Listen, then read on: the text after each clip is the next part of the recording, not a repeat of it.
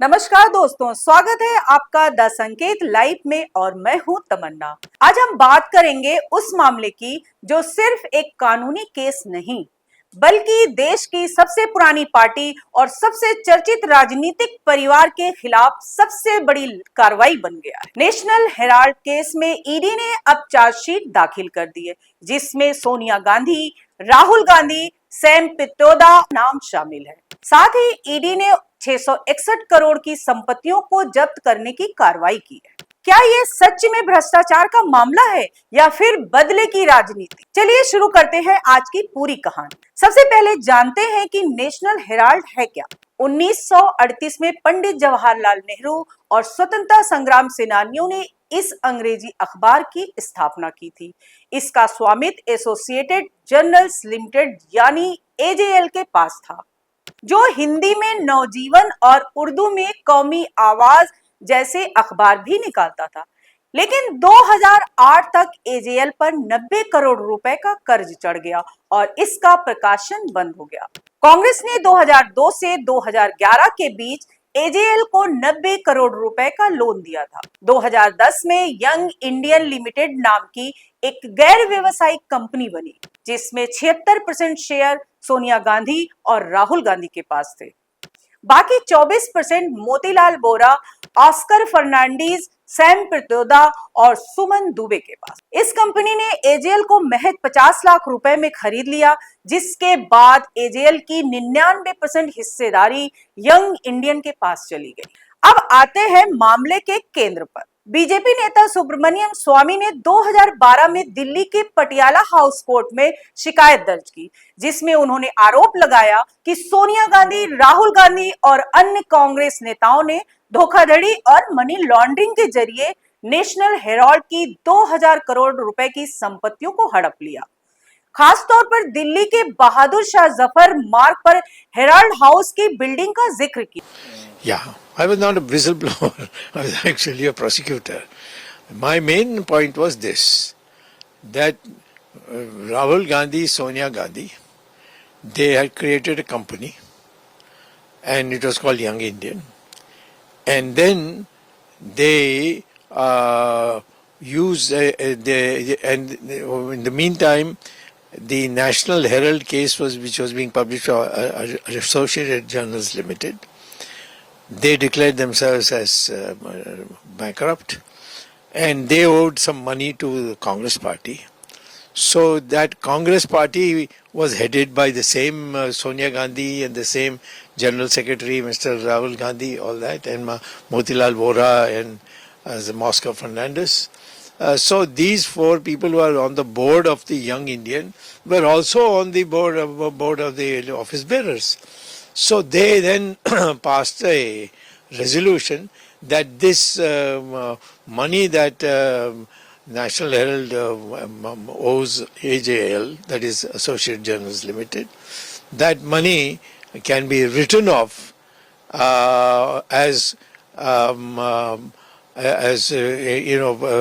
what they do in business. They give it in. They give you some of these shares that they have.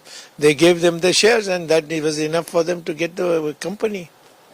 Do you think that today ED has filed the charge sheet and it's Yes, because it's a money laundering. It's a very serious matter, and they had already done this about 2 years ago, but then they did not declare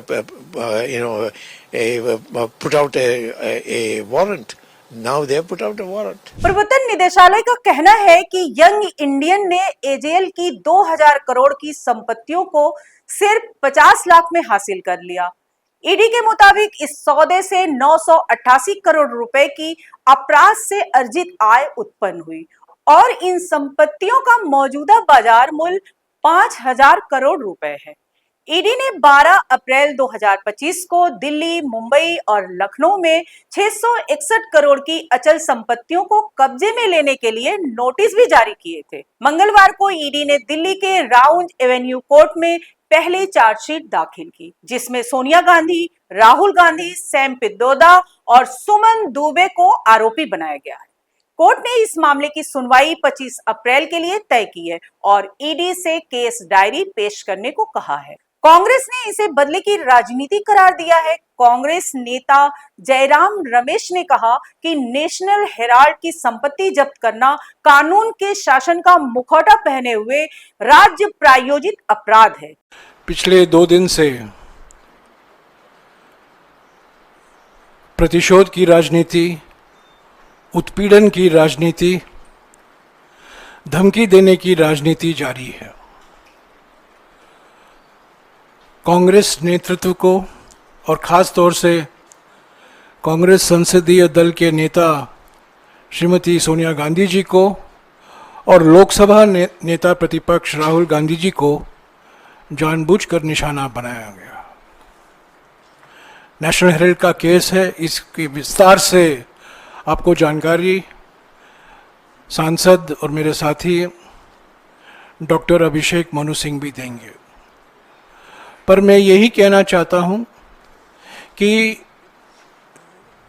जो आर्थिक संकट से हम गुजर रहे हैं उससे ध्यान हटाने के लिए ये एक प्रयास है। जो जनता की मुद्दे हैं, अर्थव्यवस्था को लेकर, विदेश नीति को लेकर, अमेरिका को लेकर, चीन को लेकर, बांग्लादेश को लेकर, विदेश नीति और अर्थव्यवस्था में जो हमें चुनौती का सामना करना पड़ रहा है उस पर तो बहस नहीं होने देंगे, संसद के अंदर और संसद के बाहर। तो ये इन मुद्दों से ध्यान हटाने के लिए प्रयास किया गया है। और जैसा कि मैंने कहा, ये सिर्फ उत्पीड़न और प्रतिशोध की राजनीति है और सूत्रधार 2 व्यक्ति हैं जिनकी मानसिकता ही आपराधिक है। ये आपराधिक मानसिकता 2 व्यक्ति सूत्रधार हैं इस राजनीति के। हम चुप नहीं रहेंगे। आज भी राहुल गांधी जी गुजरात में हैं और आज सारे देश भर में अलग विभिन्न राज्यों में पीसीसी और डीसीसी के द्वारा प्रदर्शन भी हुए हैं ये ईडी के मामला को लेकर। तो हमें चुप नहीं किया जा सकता। जो कुछ प्रधानमंत्री और गृहमंत्री करें, हम चुप नहीं रहेंगे। हमारे नेता और हमारी पार्टी जो जनता के मुद्दे हैं, सामाजिक मुद्दे, आर्थिक मुद्दे, हम उठाते रहेंगे।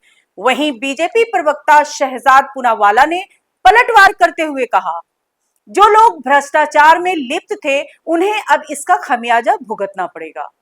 ईडी अब डकैती और वंशवाद का शिकार नहीं है।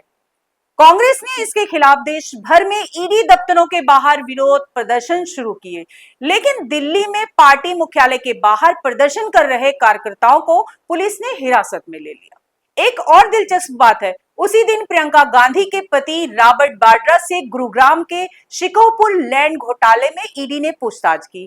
कांग्रेस इसे विपक्ष को दबाने की साजिश बता रही है। वहीं कांग्रेस सांसद इमरान प्रतापगढ़ी ने भी कहा कि बीजेपी बिहार और असम चुनाव में हार के डर से विपक्ष को कुचलना चाहती है, लेकिन गांधी परिवार ने देश के लिए कुर्बानियां दी हैं, वो डरने वाले नहीं।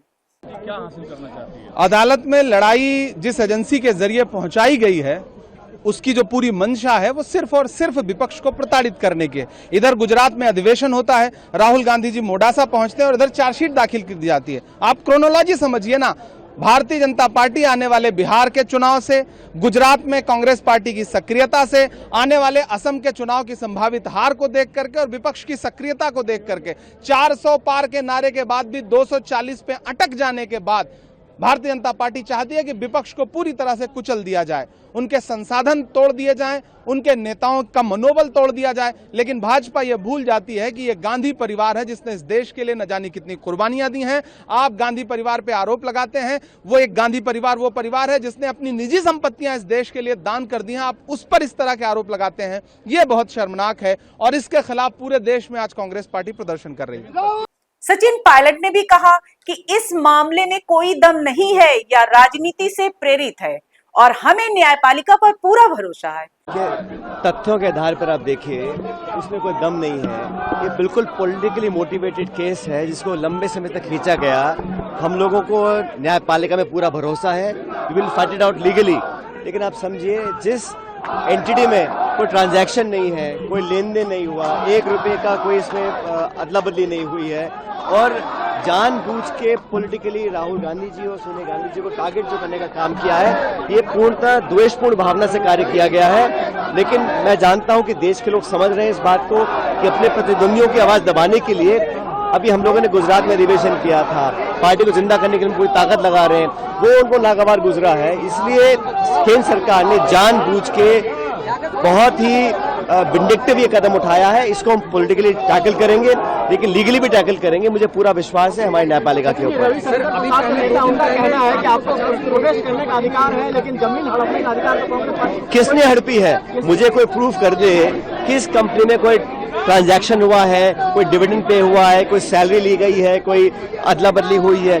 कुछ भी नहीं किया गया है। हमारी पार्टी का एक अखबार था, उसके चलाने के लिए लोग पूरी कोशिश लगे हुए थे। एक नॉन प्रॉफिट एंटिटी में अगर कोई ट्रांजैक्शन ही नहीं हुआ है, कोई लेन देन नहीं हुआ है, तो किस आधार पे आप मनी लॉन्ड्रिंग का केस लगा रहे हैं? ये तो सिर्फ छवि बर्बाद करने के लिए कोशिश जो कर रही है भाजपा और केंद्र सरकार, उसमें लगे हुए हैं। बाकी तथ्यों के आधार पर मुझे पूरा विश्वास है कि हमको न्याय मिलेगा, लेकिन पॉलिटिकली एक डैमेज करने के लिए, एक द्वेष की भावना से, बदले की भावना से जो काम कर रहे हैं वो लगातार कर, विपक्ष के तमाम नेताओं को टारगेट कर रहे हैं। और भाजपा में जो नेता हैं उन पे सब उनको खुली छूट मिली है, पाक साफ उनको डिक्लेयर कर दिया गया है, तो जनता सब देख रही है। कांग्रेस नेता सुप्रिया श्रीनेत ने तीखा हमला करते हुए कहा, हमारे लोग आक्रोशित हैं, जनता आक्रोशित है। 12 साल पुराने झूठे मामले में ईडी को चार्जशीट दाखिल करने की याद आखिरी दिन आई।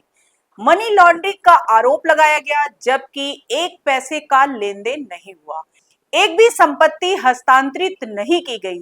यंग इंडिया एक गैर लाभकारी संगठन है, या साफ है कि ये नरेंद्र मोदी की बदले की राजनीति है। हम इसका सामना कोर्ट में करेंगे, लेकिन हमारे कार्यकर्ताओं का गुस्सा दिखाता है कि पीएम नरेंद्र मोदी राहुल गांधी और कांग्रेस के संगठन से डरते हैं।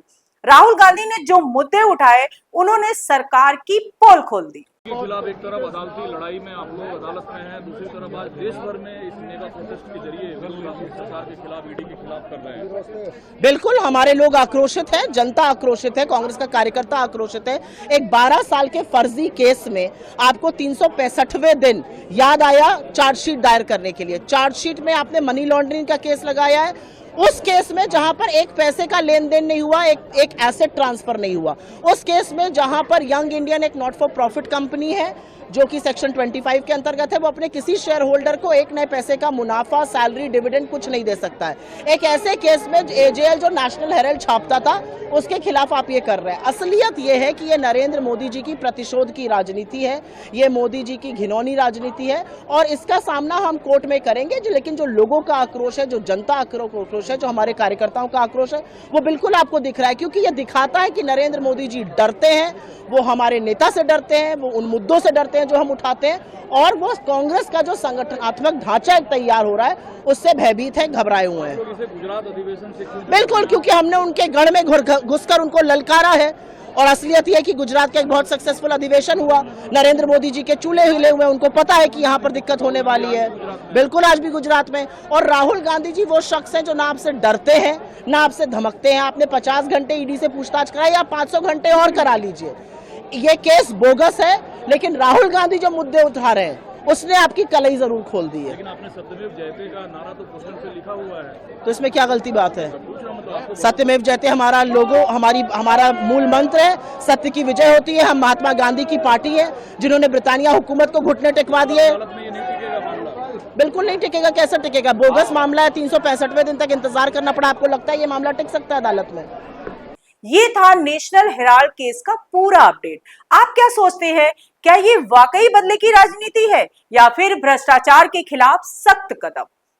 अपनी राय कमेंट बॉक्स में जरूर बताएं। आज के लिए इतना ही, फिर मिलते हैं। धन्यवाद।